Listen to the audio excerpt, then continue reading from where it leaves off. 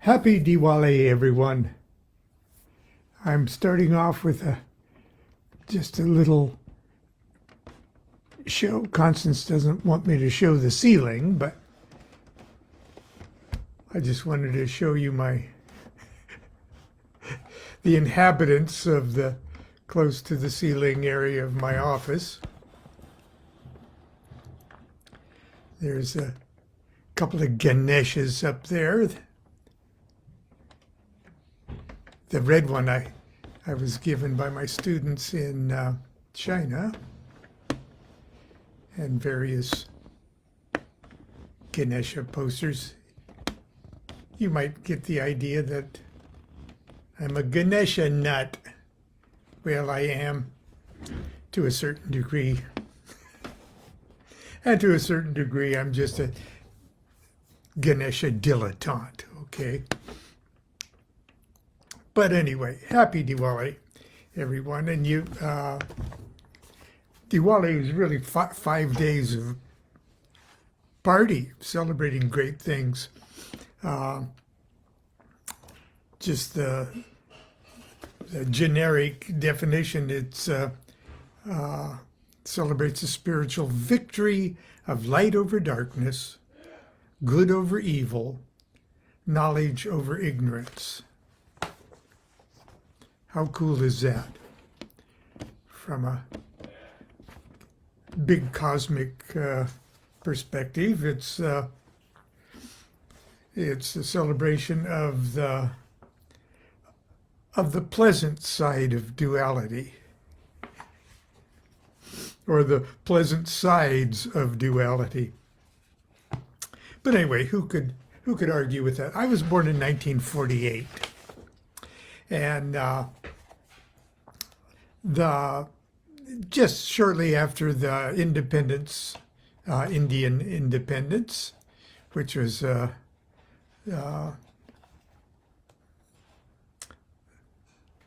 something to celebrate. Any fall of colonialism is a good thing to celebrate. And it was also the year that the United Nations, which was formed shortly after World War II, created and issued their Universal Declaration of Human Rights. And today is not only Diwali, but it is United Nations Day. And I'm going to share with you a little or excerpt from a talk I did on Aleister Crowley's Liber. And I might digress a little bit too as I read it, but here it is, because it deals with also the rights of humanity. Liber Oz, Liber 77, which is OZ, starts off with a couple of quotes from the Book of the Law. As a matter of fact, I think a total of 7, but I'll talk about that in a second. The law of the strong, this is our law, and the joy of the world. That's from the 2nd chapter. Do what thou wilt shall be the whole of the law. That's from the 1st chapter. Thou hast no right but to do thy will. Do that, and no other shall say nay. That's from chapter 1. And also from chapter 1, every man and every woman is a star. Now, when we're talking about, here I go digressing. When we talk about will, or when Crowley is talking about will, he's not talking about your general preferences or your immediate minor will. He's talking about your will, why you are here, why you have incarnated, why you have no choice in the cosmic scheme of things to exercise a specific duty. Now, you may think it's your will to eat a banana. It is my will to eat that banana. Well, it may very well be your will to eat that banana. As a matter of fact, for some huge personal and universally cosmic reason, that banana needs to be eaten by you, or the universe falls apart, or you have failed in your incarnation. And it may very well be, but I doubt it. And you should doubt it too. Now there is a clause in Liber Oz, it's the very last one, that says, man has the right to kill those who would thwart these rights. It doesn't say that you have the right to expect escape from the consequences of your exercise of that will. So it may well be your will to eat that banana for some huge, cosmic, unexplainable reason known only to the center core of Kether itself, for you to eat that banana. And if anyone tries to stop you, I guess you would have the right to kill them. You would not, however, have the right to expect not to be immediately shot yourself by law enforcement or put on trial and hanged, okay? That has to be okay with you, okay, if that's really your will. So, that's my digression there. I'm jumping ahead. Here's what Liber Oz says. Man has the right to live by his own law, to live in the way that he wills to do, to work as he will, to play as he will, to rest as he will, to die when and how he will. Man has the right to eat what he will. Bananas, perhaps? I digress. Man has the right to eat what he will, to drink what he will, to dwell where he will, to move as he will on the face of the earth. Man has the right to think what he will, to speak what he will, to write as he will, to draw, paint, carve, etch, mold, build as he will, to dress as he will.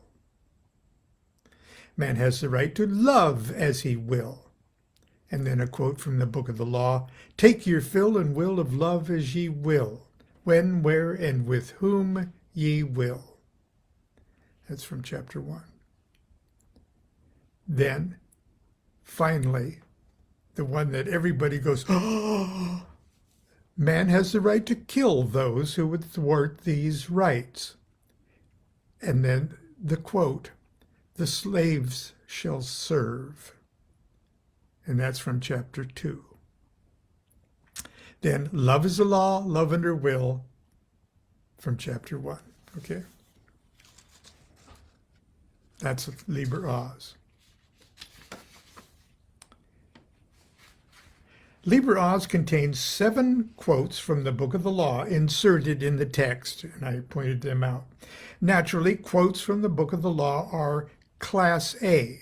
Okay, that's a category of received documents from that Crowley, I guess, got in a way, didn't write it from ordinary scholarship. I'll explain that in a minute.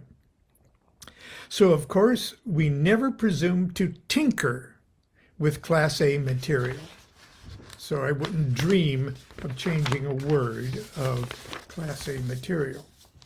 But the text of Liber Oz that I just read is not Class A.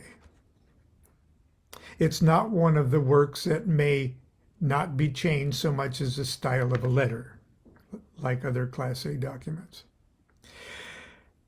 Liber Oz does not represent, quote, the utterance of an adept entirely beyond criticism, because it is not Class A. Liber Oz stands exposed to honest analysis and comment and criticism. So, just for fun, because we're not talking about Class A, let's try this on for size. There is no God but woman. Woman has the right to live by her own law, in the way she wills to do, and to work as she will, play as she will, rest as she will, die when and how she will. Woman has the right to eat what she will, drink what she will, dwell where she will, move as she will on the face of the earth. Woman has the right to think what she will, to speak what she will, to write what she will, to draw, paint, carve, etch, mold, build as she will, to dress as she will. Woman has the right to love as she will.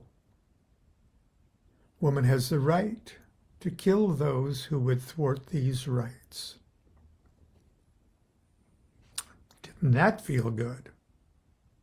Well, we're at it. Let's just get really audacious and thelemic and read it this way. There is no God but me.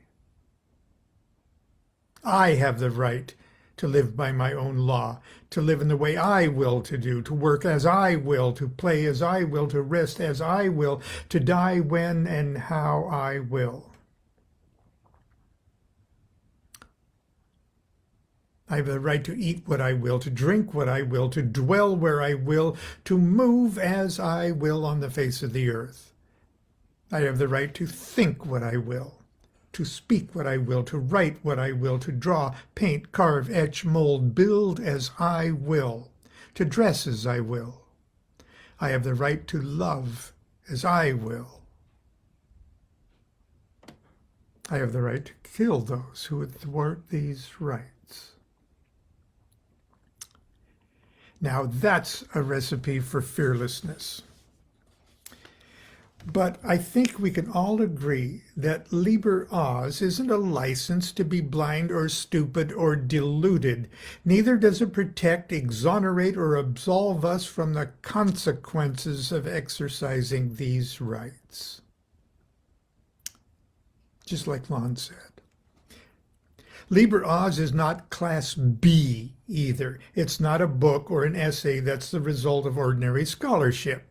Enlightened in earnest. That's the definition of a Class B document. It's not a Class C document, which is a matter to be regarded as suggestive rather than anything else. It isn't included among the AA rituals and instructions, so it's not Class D either. You might be surprised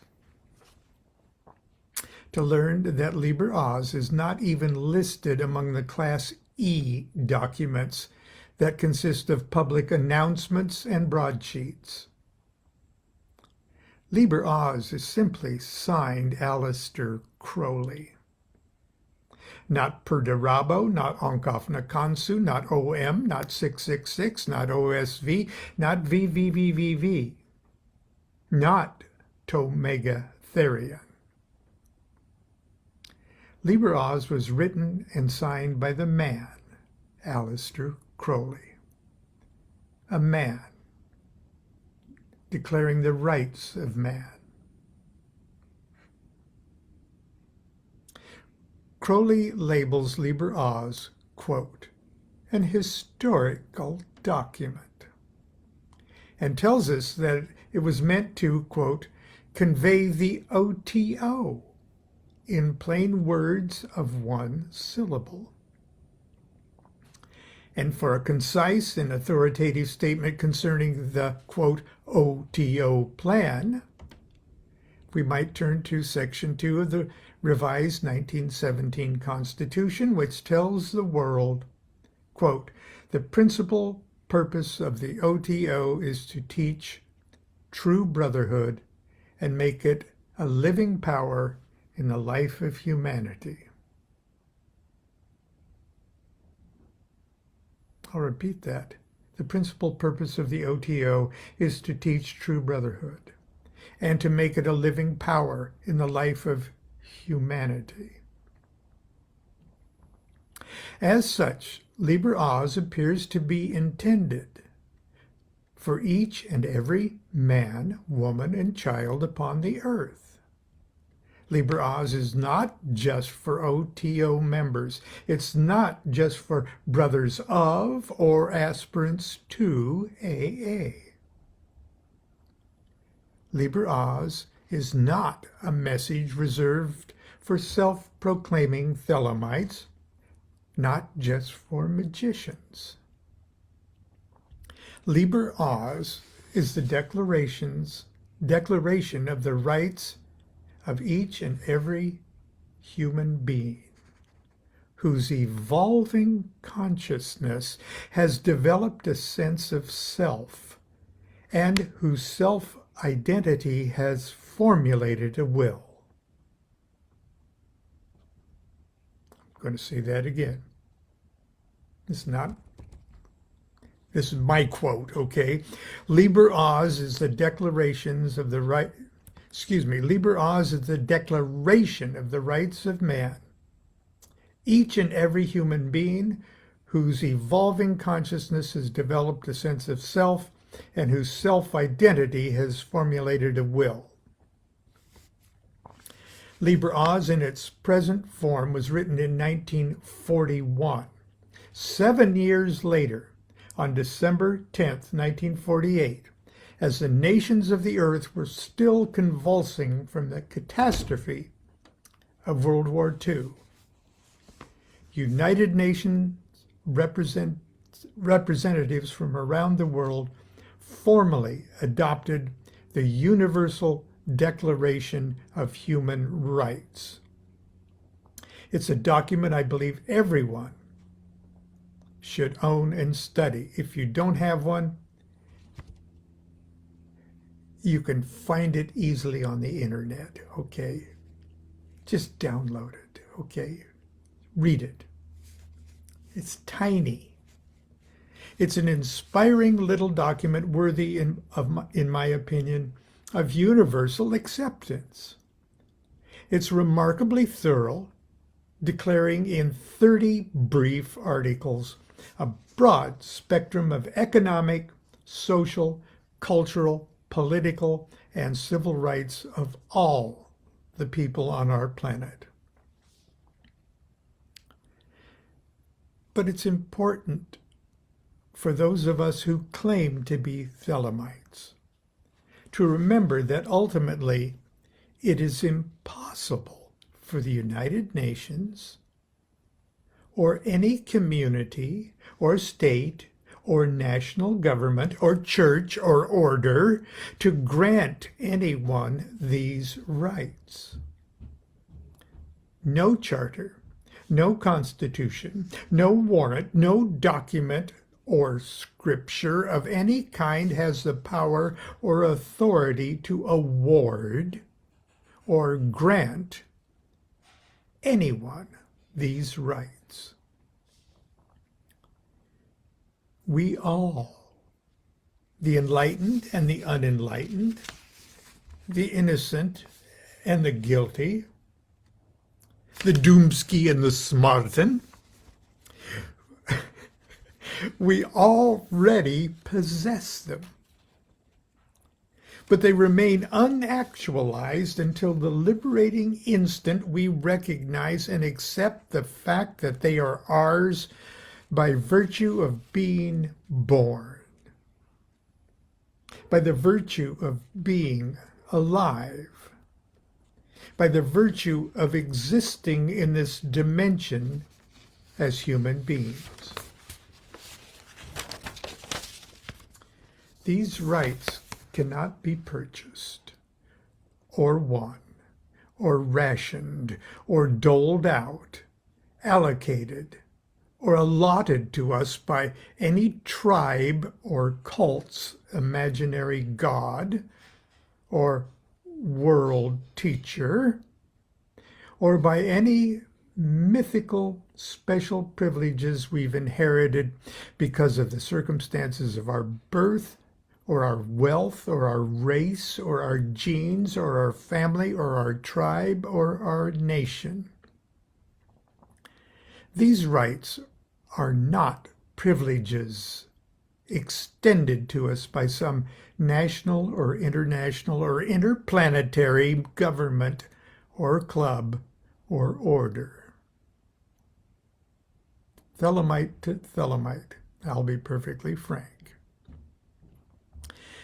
If you still believe, even in the back of your mind, that any organization or entity outside yourself has the power to grant or deny you any of these rights, then perhaps you're not prepared to claim and exercise them. I'll go even further.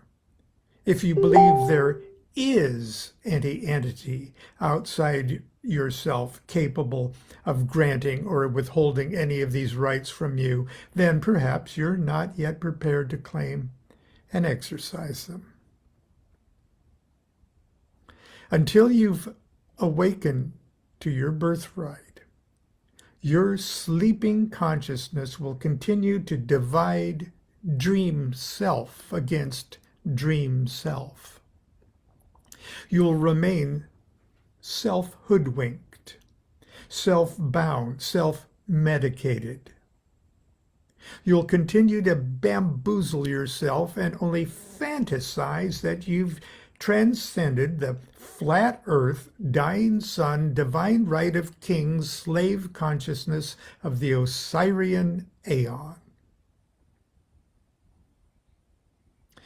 The Universal Declaration of Human Rights.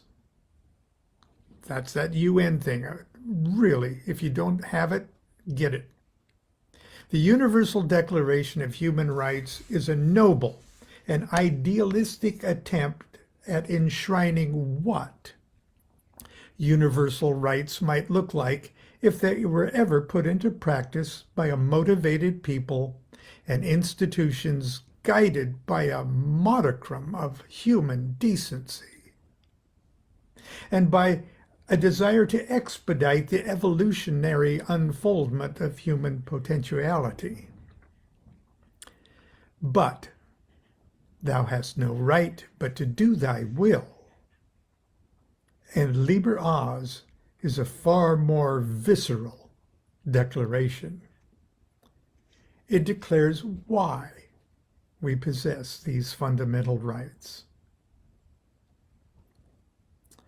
Personally, I believe that as far as Liber Oz is concerned, we are free to identify ourselves as anything we sincerely believe we are, any philosophy, any political persuasion, any gender, and yes, any religion.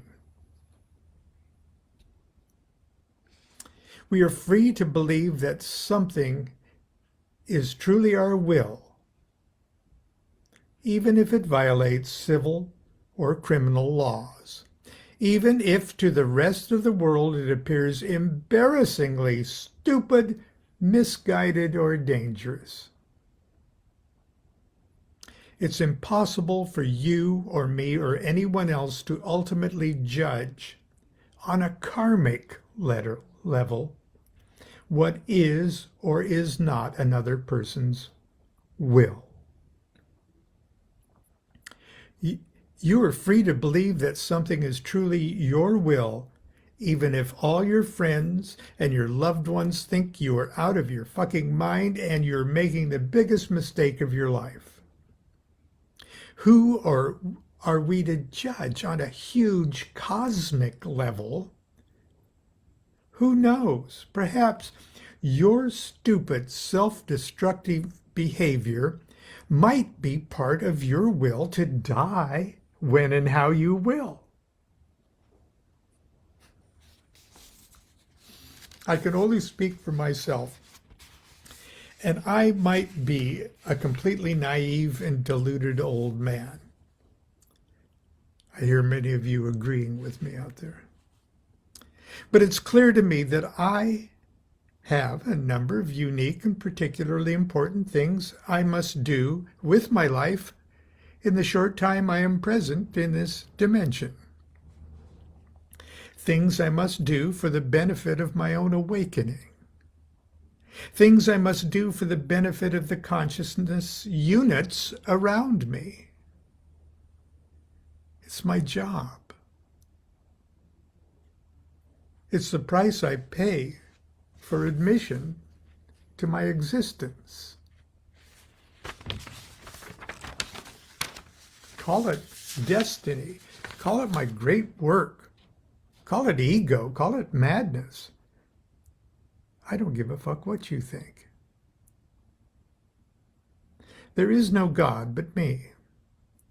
And it is my private, personal, selfish, self-centered, narcissistic best interest to live and pursue this great work in a relatively safe, healthy, stable environment, undisturbed as much as possible by the distraction of violent social unrest. And a big part of my pursuit of happiness includes not being tormented by the preventable pain and unhappiness of other consciousness units around me. Maybe it's a character flaw, but I can no longer segregate their consciousness from my own. And it unsettles me. It irritates me. It makes me unhappy, especially when I know there are things I can do that might address and correct the situation. It's the least I can do.